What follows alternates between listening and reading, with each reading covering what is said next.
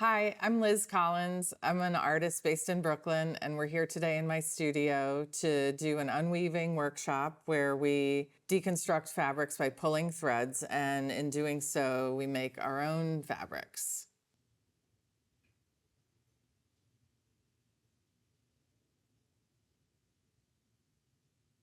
A lot of the great fabrics that we see in the weaving world are things that are made with a weaving loom. What we're doing is taking existing woven fabric that's already been made by a loom, and we're taking it apart. By deconstructing it, we can customize that material into something new. So I work a lot with industrial textile mills rather than hand weaving, which I used to do a lot of. Once the fabric is woven, I get it from the mill, and then I start cutting away or pulling away threads so that I come up with this new kind of material, just like I'm showing you how to do. Today, we're going to do a series of experiments. I'm going to pick one that I like the best, and I want to make a curtain. So the difference between a knit and a woven fabric is really the construction. With a woven fabric, you have a grid, you have an XY axis, you have the warp, which is the threads going this way, and the weft, which is the threads going this way. The weft are the threads that are inserted into the warp to construct the fabric. And then this is a slightly different construction on the edge called the selvage, which contains the whole thing when the weft is going back and forth from side to side. And knits, like you can see this is a knit fabric, it's stretchy. The way a knit is constructed is it's one strand or multiple strands of yarn that loop into themselves row after row. Deconstructing fabric isn't something that works well with knitting. So just make sure that for your project you have woven fabric. So I'm going to pull one of the warp threads, and I just grab one that I can get my hands on, and then I just pull it through. This is the fundamental action that I'm going to do for all of the work ahead. I'm picking randomly right now. I'm not doing any kind of planned design. I'm just starting with a curiosity of what's going to happen. And I encourage you to start with that kind of approach rather than saying, I need to do this or I need to make a grid, because one of the most exciting things about making fabrics, or in this case, unmaking fabric, is that there's a lot of discovery that happens along the way with the materials. The materials often have a life of their own, so you can't necessarily anticipate what they're going to do. I'm working with burlap because it's so easy to deconstruct and it's easy to find. There was a movement called Arte Povera that's an Italian movement of artists who really focused on working with kind of found materials, humble materials. Some of them, like Alberto Burri, used burlap extensively to the point that he was known at a certain point as the burlap guy. There's another great burlap-based piece in the MoMA collection from the 50s by an artist named Manolo Miares. Burlap is used in this kind of deconstructed, irregular way where it references decay. So now I have another thin stripe. What if I pull another thread kind of close to it?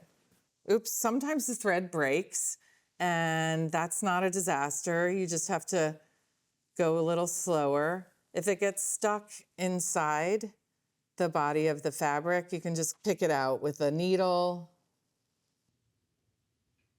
So here's a broken one. So I can bring it out with that needle and then pull it from there.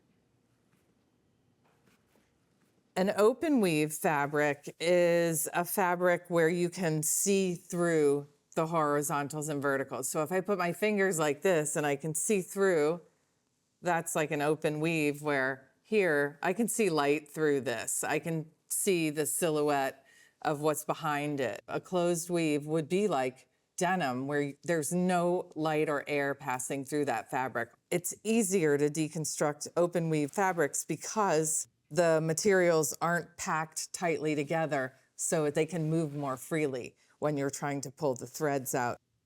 So here I have this sealed up edge, which is very different than this open edge here. I could just cut the selvage off, but maybe I don't want to because this is a nice kind of finished edge. So instead, I'm going to go inside of the selvage and I'm going to cut a few threads because I want to pull threads right out of the middle. And I can take one of these. When you're pulling threads out of fabric, it's always hard to do the first one, and then it gets easier the more you pull in any section. Ta-da! Now we have a horizontal XY axis within the fabric. And maybe I'll pull out a few more so I can have a clear interruption to the surface. And then I could follow the same approach I did with the vertical stripes and do a horizontal kind of random stripe. It's really good to work on these smaller pieces, and often in textiles we're dealing with repeating elements over a bigger surface. So if you do a small section, sometimes that can indicate a larger piece. So if I do a random grid in this piece of fabric, then I can kind of assume that a bigger expanse of it would be the same thing. You can see in these Anni Albers fabrics in the MoMA collection, which are small pieces, this is a group of experiments. I don't think they're all using the same warp, but they do appear very similar. It could have been for a window treatment project where she was developing fabrics for some particular application or end use, we would say, like a particular context. So this is my first experiment, and now that I see what's possible with this, for now I'm going to move on and focus on just pulling the threads in one direction and making a big open section. So here's another empty piece. What I want to do is make a big, what would be called a ladder of floats. Floats are when threads in a fabric are not secured to the construction of the fabric. It's something I do a lot in my work. I work tons with floats, and floats are things you can cut or just have as like hanging open areas, and it's very kind of interesting juxtaposition of a material that's very stable and constructed mixed with an area that has gone slack and has nothing interrupting it. So it's a great way to have two different kind of experiences in one material. So I've made this nice open fabric. So this can register as its own idea. Or I can go further and use this as a way to interweave material. Since I pulled out all of this thread, I can actually bundle bits of it together and then weave it back into this opening. So I've got a nice little bundle, and then I can just start weaving in and out, and I'm not gonna do every other thread. I'm doing sections, like as I'm trying to get a sense of what I'm doing and what this is gonna look like. I'm just grabbing kind of similar size bundles and going over under. So this is really like a kind of macro weaving. This is the kind of craft that requires a lot of slow, repetitive work. So you really have to surrender to that. And a lot of people like weaving because they say it's meditative. Also, when you create any kind of module, you know, one contained element, when you do that repeatedly, you build up some kind of experience that is so much more than just that individual thing. So it's in repetition that it gains strength. Like a circle is a circle, but a polka dot is this whole other experience. Same thing with a line and a stripe. So I have this so far, and this is my module now. So what I'm gonna do until I fill this in is repeat what I just did. A bundle of thread over and under, and then another bundle of thread, similar size, under and over. A lot of artists have used repetition as a strategy. One of the ones I can think of who was really focused on the grid is Agnes Martin. She's very well known for her artworks that are grids, and some of them are extremely subtle. Like from far away, you see an empty gray field. But when you go up close, you see that the painting is completely regimented lines. She did painting after painting that were variations of a grid. So in order to have time to go through some more experiments, I'm gonna show you where this is going. This one I did with longer pieces. So you can see the fringe is much longer and hanging down. So now I want to do a stripe that's more regular. So I'm going to actually use a ruler to plan that out. I'm going to set it up so that every 3 inches I make a stripe. So I'm going to put actually a little mark every 3 inches. So there's a black dot here, so I know that I should pull out a thread here. And what I'm going to do first to get it kind of overall pattern is I'm going to pull a thread in each of those places so that I can have that regular stripe. One of the many interesting things about this process of intervening in a machine-made fabric is that I'm kind of counteracting the regimentation of the machine with the irregularity of the hand. That's something that in my own work I do a lot. It's just one of many dualities that are exciting to me. That kind of high-tech, low-tech, hand and machine creates a dynamic material experience. So I've made a semi-regular stripe here, and then I'm going to add in something that's not burlap. I'm going to add in this green yarn. I think it's alpaca yarn. I got it in Peru many years ago.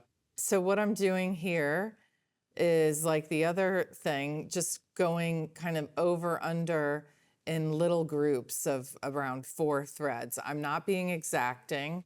And this is my alternative to using a weaving loom to make a woven fabric. And when I get to the end of this, oh great, look at that. I have enough length so that I can double back and go down the next stripe. Okay, so before I finish the green, I'm gonna add some red just so we can see some contrast. So here I go in and do the opposite. I have to go a little slower this time because I'm trying to hit the exact opposite of what I wove before.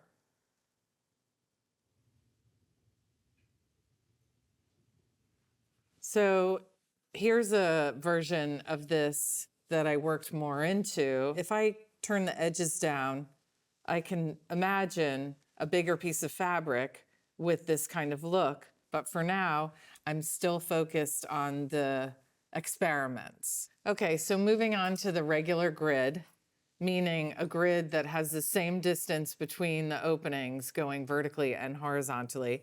I'm going to use my ruler. I think I'm going to do maybe 2 inches apart for my stripes. Some of the fabrics from the collection are really good to look at as inspiration for this kind of work, but I wouldn't want you to look at them and think like, I need to make exactly that. It's not like you're gonna go out and try to find a woven fabric that's a silk warp and a wool weft, like this one fabric that you can see here of Albers, where there are these wool stripes floating on a fine silk and linen-y looking warp. What we're doing here is a method that allows you to create something kind of like that. So you can use these pieces as inspiration. Okay, so I'm pulling out the lines going in this direction, and then I'm going to pull out some in this direction so that I have my basic grid.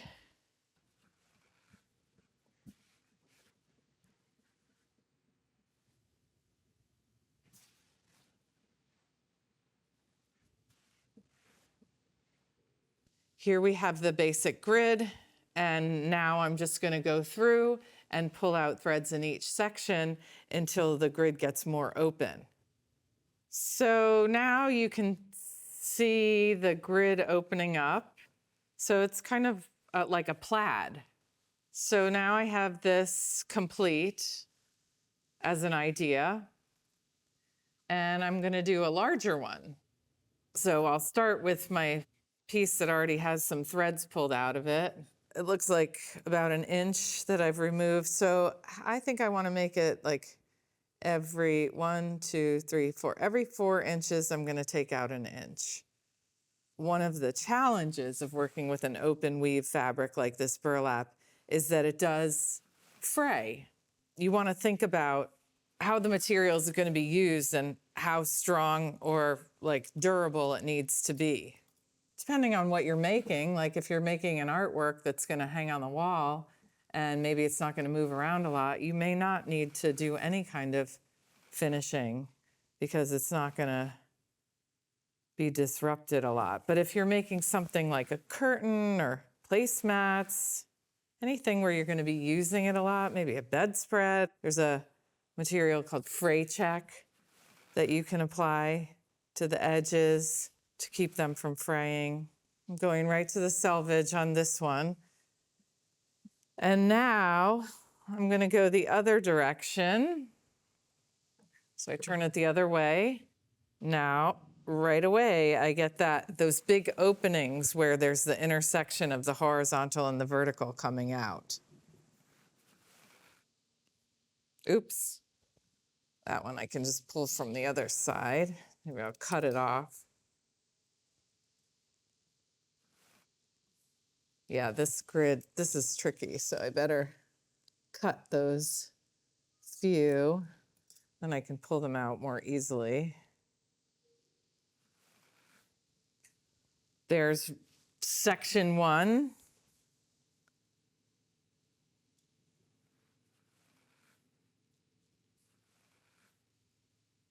Okay.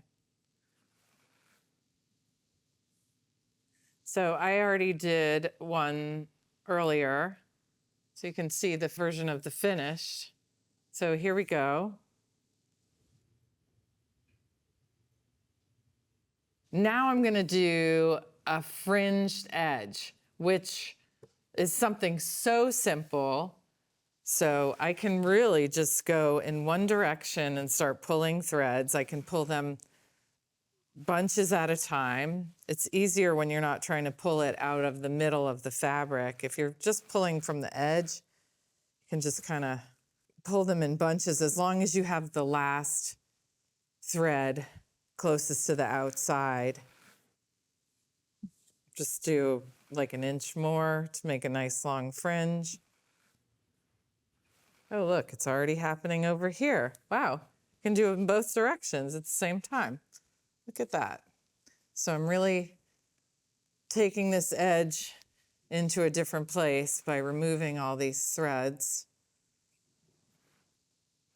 Okay, so now I have this nice edge. Maybe that's part of a tablecloth or, again, a curtain, right?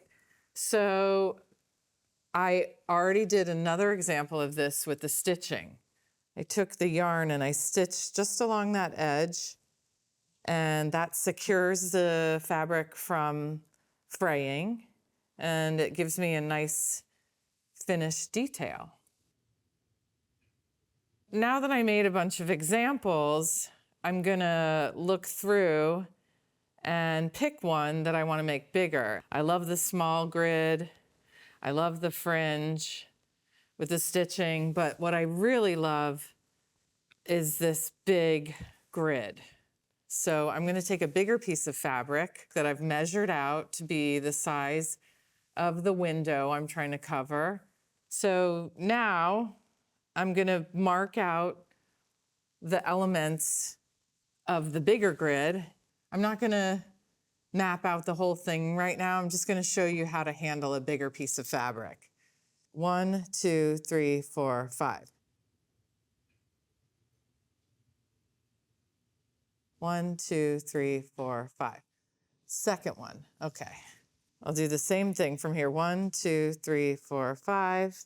Sometimes with fabric, when you're working much larger scale, things change more than you think they will. There's some pieces that we can reference from the MoMA collection that Anni Albers did that are hand woven. She's done a kind of tapestry technique, weaving each one of the stripes. Or in this other fabric, there are parts where the yarn goes across and other parts where it's open. Okay, so first I want to start with the vertical, and I'm going to do the same thing I did with my small square, but remember, now I'm dealing with over 2 yards. So I've got this big piece of fabric. Right away, something's different. The thread broke. So I can go in and try to find that thread, or the other thing I could do, which I would rather do, is just start with the one next to it and pull that and see if I can go a little slower. And what you have to do is kind of move the fabric along on that thread that you're pulling, because you can feel it tighten up. And then over on the other side, I can start to pull on the edge, and I can feel the thread loosening up and pulling all the way through. It really does require you to go more slowly, because the minute I speed up, the thread breaks. So I'm thinking about putting a curtain rod in here and weaving it into a channel that's made by the ladders. So I want to have a little bit of extra fabric. So what maybe in sewing you would call a seam allowance, like an extra amount of space beyond the opening that I'm making. Since we have the selvage to contend with here, I'm just cutting into this fabric to cut some of the wefts. And I have a curtain rod. Let's see, I have a curtain rod right here. So this curtain rod is going to go through the channel that I make here. So it just needs to be big enough for the rod to go through. So maybe I make it about 1 inch. I pull the thread, just doing the same thing we've been doing all along. So what we've been doing already of weaving something like I did with the green yarn, I'm just going to go in here and with the cap off of the curtain rod, and I'm going to take that rod and weave it in and out of these spaces. So now the white curtain rod becomes a weft element. So look at that. Curtain rod inserted with no sewing machine. And what I've done is made a big piece of the grid. And here I have my curtain.